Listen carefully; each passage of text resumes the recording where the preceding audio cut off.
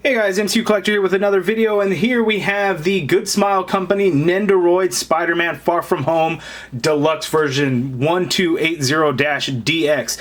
So I've had this for a few days and I'm finally getting around to actually opening it and doing the review. There's just been so many figures coming in lately, it's just been hard to kind of keep up with everything. So really cool, we get the window box and we have a lot of the things: Prague, Venice, Europe, EU, Arrival, London. So some cool things that we actually get going on in there. We have the Spider-Man head, we have a Peter Parker head, a little mini Mysterio, we got the drone there, we got some Venice buildings, so some pretty cool things going on. Looking at the top of the box, we actually have a look at Spider-Man there, and he's actually holding his phone, just kind of how he was swinging at the end of the movie. The information there. The side of the package, we actually get some looks at the figure of some things that you could do.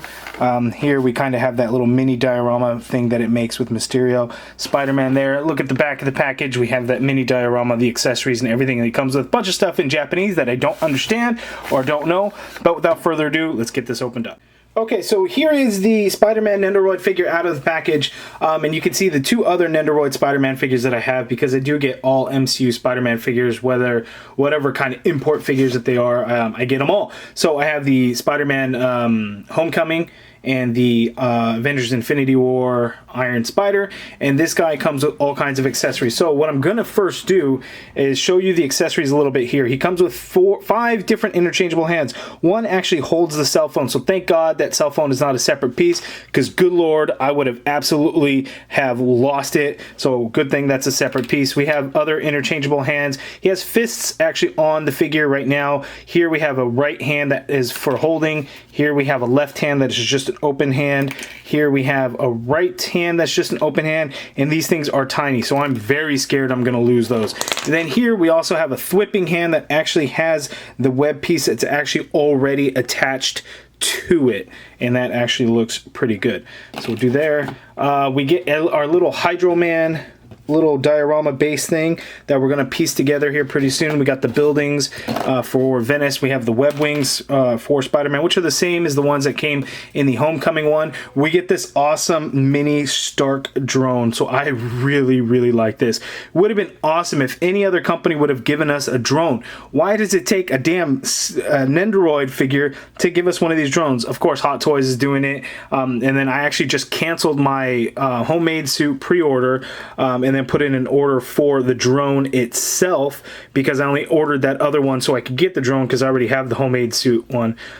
So finally getting a drone in the 12-inch scale. We have one in the 3-inch scale. We need one for the 6-inch scale, but at least it's a start. So I'll put all that stuff together. We get the little mini Mysterio, as you can see there, and that is pretty cool. Then we get the Peter Parker head sculpt, which I'll remove the plastic, and this is kind of the same. They're very stylized and kind of an anime type of look. These figures are not for everybody. They are something that you would only get for your favorite characters. They do all kinds of, they do video games, they do Disney stuff.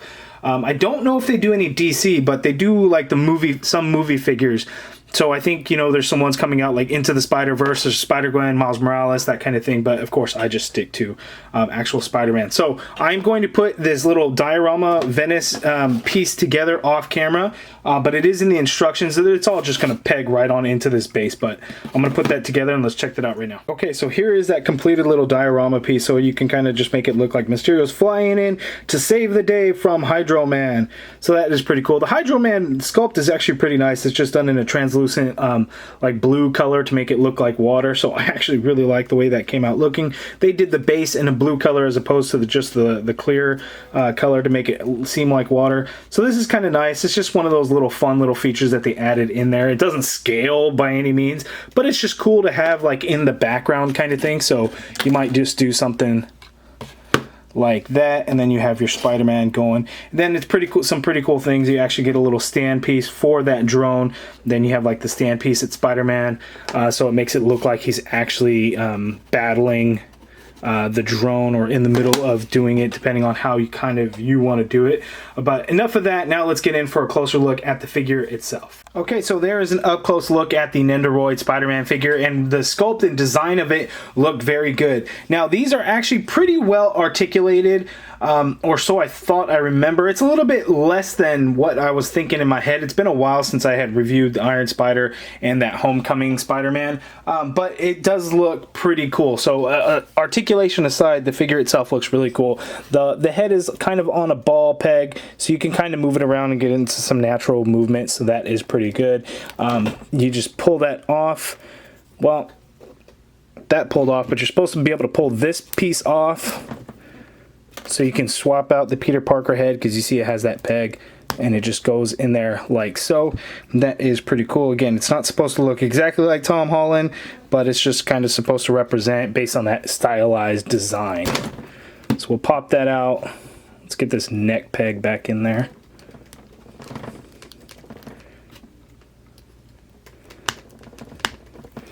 So there we go. His shoulders can go out that far. You get full rotation, of course. You have an upper bicep swivel in there. It's hard to see, but it's there. You get a single jointed elbow, which gives you a perfect 90-degree bend, as you can see there. The wrists just swivel. There is no hinge, and they pop out just like so, and they can peg in. It's kind of a large peg, but they hold in there nicely. There is an ab crunch, so he can crunch forward that much.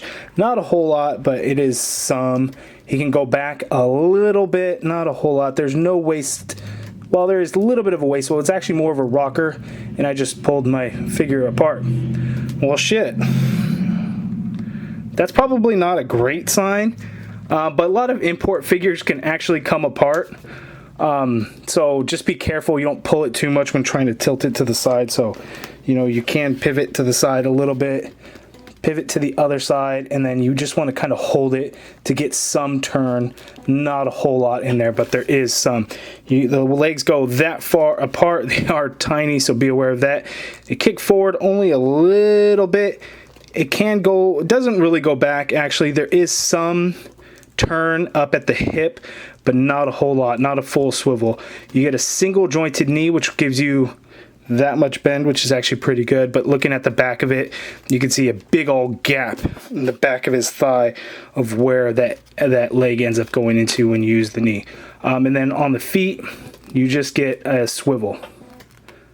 No hinge, no pivot, or anything like that. Again, these are just stylized figures. I think they're kind of meant to be in like a museum type pose using the stand.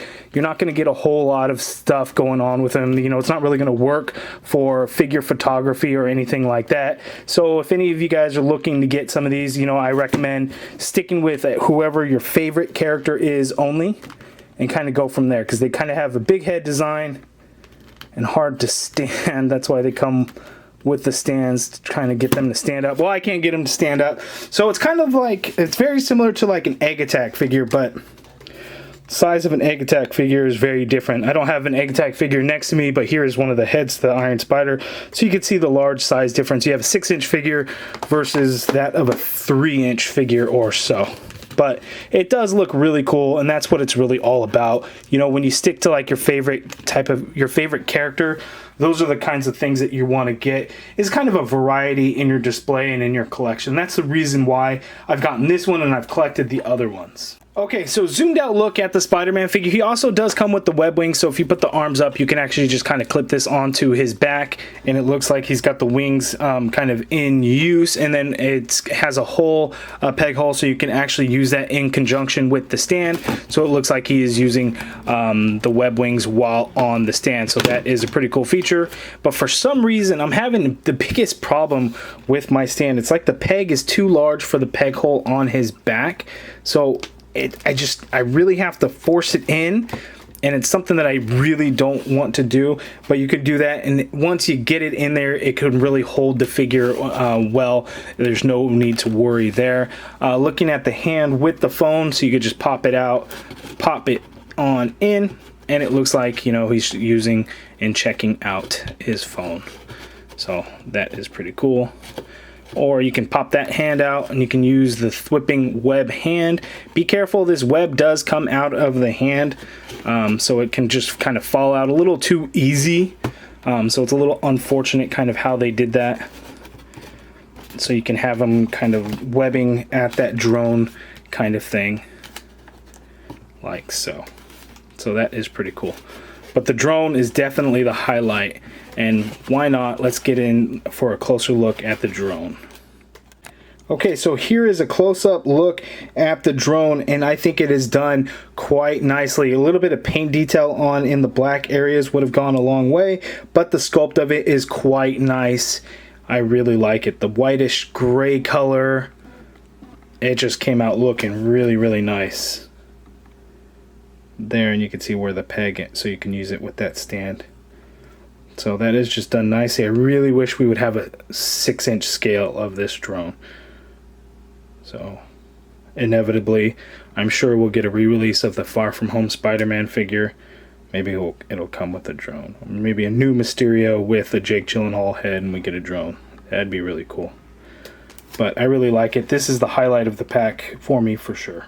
Okay, so my final thoughts on the figure. I'd be lying if I said I was completely happy. I'm just not. There's something about the figure. I don't know what it is that I am left leaving a little disappointed.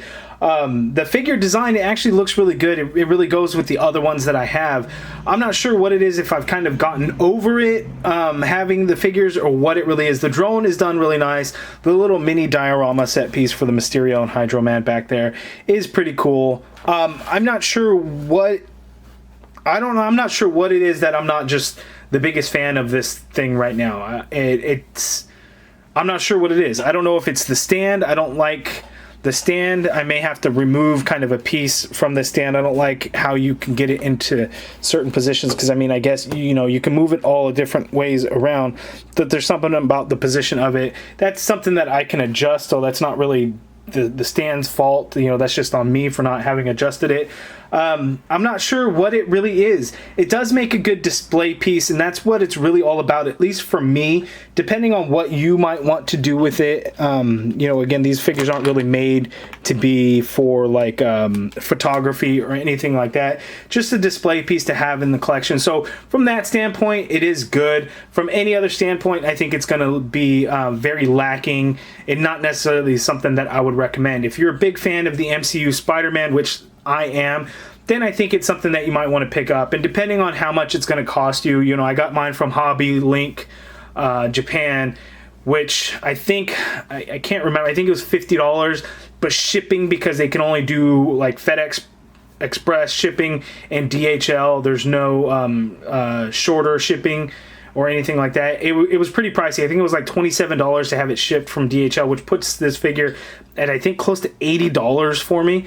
So from an $80 standpoint, it's definitely not worth it. But if you can get a better price on better shipping somehow, then I think it's something that you guys might want to pick up. But you guys let me know down in the comments below what your thoughts on this figure are. Are you a big Nendoroid fan? I am curious. Let me know in the comments below. If you guys like this video, please do me a favor. Hit that thumbs up button. Subscribe if you haven't already done so. And as always, thank you for watching.